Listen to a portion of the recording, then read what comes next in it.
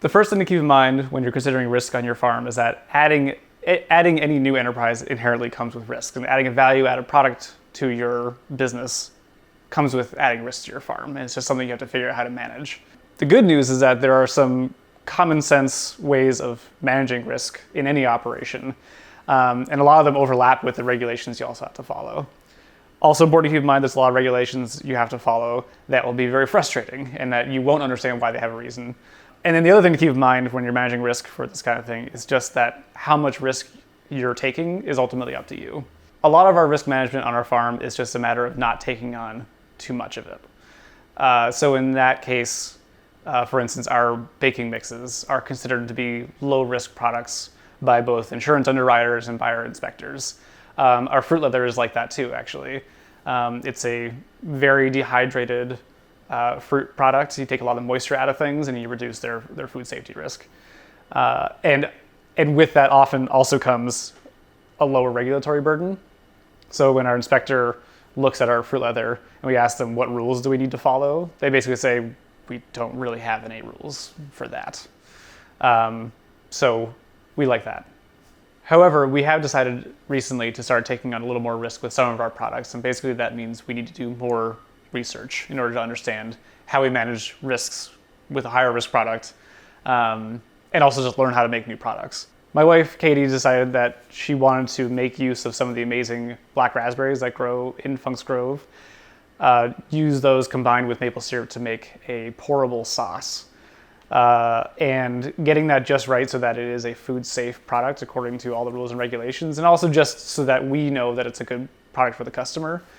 Having to get it so that when she's cooking it down, it gets to just high enough sugar level that it's considered food safe, and just hot enough to pack hot, but not too hot or too sugary that when it cools, it turns into something that's thicker and not the product that she wanted. She figured it all out. It's become this amazing product. People are asking for it all the time, and we're working on making a second batch right now. There are also just some common sense steps that we can take that help us manage risk that have to do with record keeping and labeling. So, again, some of these regulations make sense to us and some of them don't.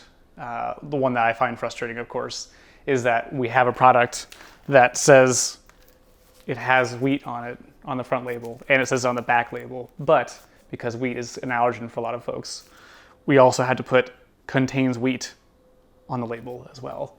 And that is a little frustrating because we're trying to save space in our labels as much as possible to talk about the things that we're excited about, not tell you something that is already on there twice as well. But it's a rule that we have to follow. It has a good general reason for it because allergens are an important thing to be watching out for. Another thing that's important for both just being in compliance with basic rules and regulations and also useful for our own record keeping is just having a lot code on the bag. So every time we pack product, we have a unique code for that date of packing. And it also helps us keep track of which lot of flour or which harvest we're pulling that grain from. But again, an easy thing to do, and if we're trying to figure out if we're going through the products on the shelf here at the syrup shop, and all of a sudden this has happened, where we'll look at a date and be like, oh, this one needs to get moved to the front because this is actually from a batch before, 2 batches before. We need to make sure first in, first out, that gets sold first. And so we get multiple uses out of having that code on there. We also have just some simple record keeping tools. They range from a lot of stuff that we do to keep track of our finances, things like that, but also just to something as simple as how we make use of the kitchen, who's using the space at what time, what's being packed at those times, when someone goes in and goes out. An interesting thing that we learned when trying to seek out product liability insurance for our farm and its products, in talking to our insurance agent, who was wonderful to work with.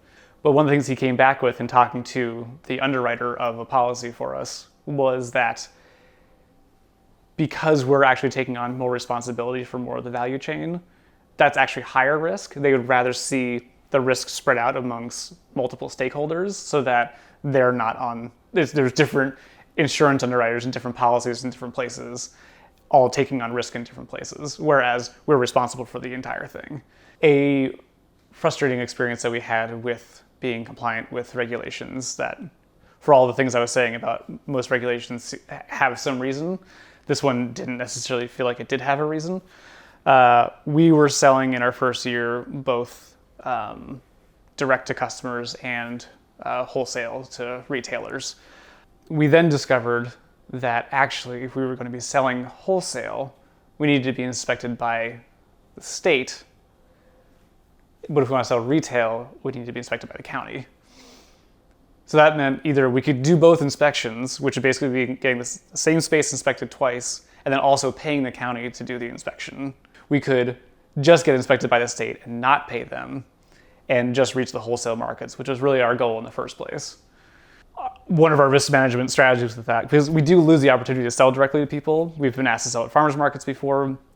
Maybe we want to do that once in a while, but we can't. We can't sell through an online store because that would be direct sales again.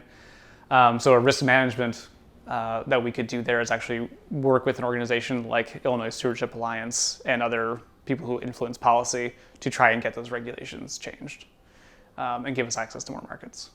The biggest risks that we still have facing our farm are that we don't have adequate grain storage and cleaning. And it's a problem we've been chasing our tails about for a few years now. We have just barely enough in place to keep our grain, food safe and clean and all that kind of stuff. But occasionally things do still go wrong, and then we lose, our stored crops, we lose product, and so ultimately we lose money. It's fine for now, but the way to address that really for us is to build a granary. So there we can have all of our grain storage and our grain cleaners, hopefully have our mill in there too.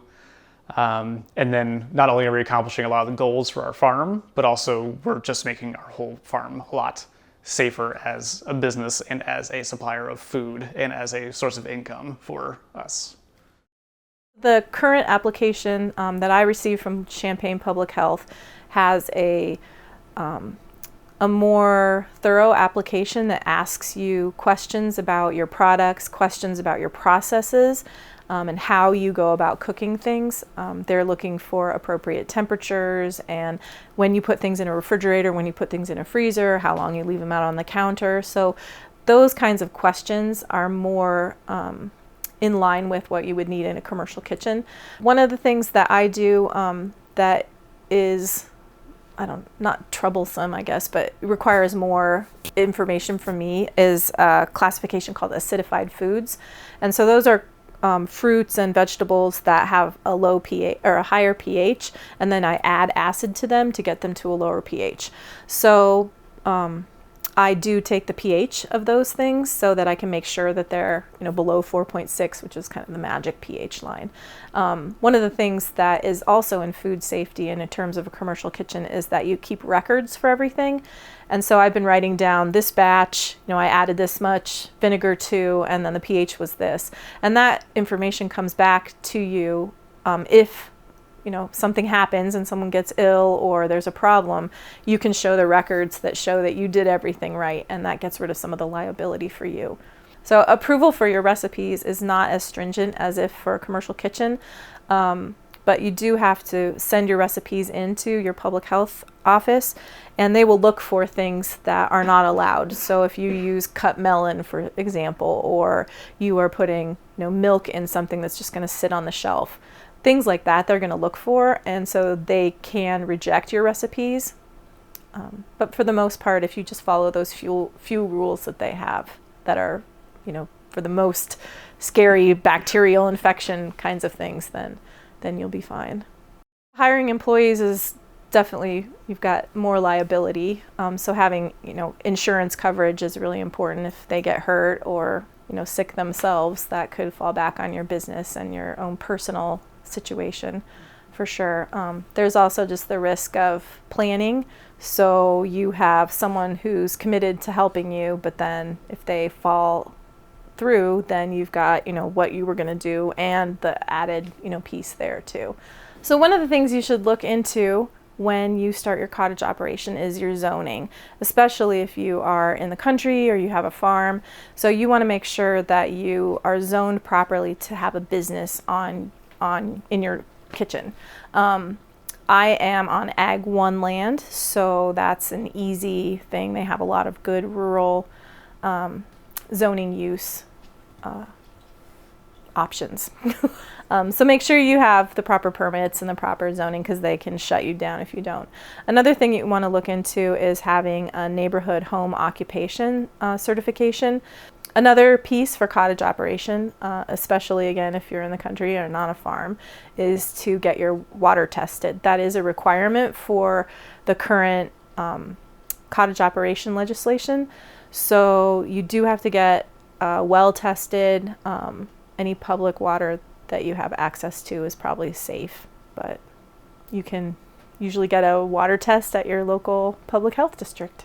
So another thing that you need for cottage operation is your certification for food protection manager license. So this is about an 8-hour course that you can take. You can take it in person or online, and then you take an exam that shows that you know the food safety laws.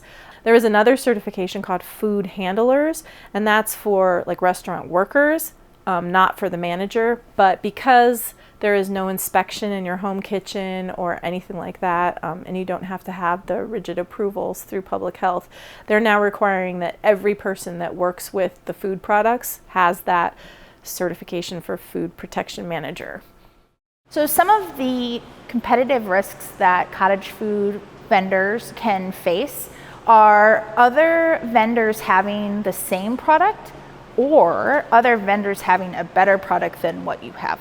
So one of the ways that I approach competitive risk is to do my market research, make sure I know who my competitors are, where they're selling their products at, and what products they're selling. So another way that I manage competitive risk is I put a lot of focus on the uniqueness of my product. If I have a product that no one else has, it's really hard to compete with that.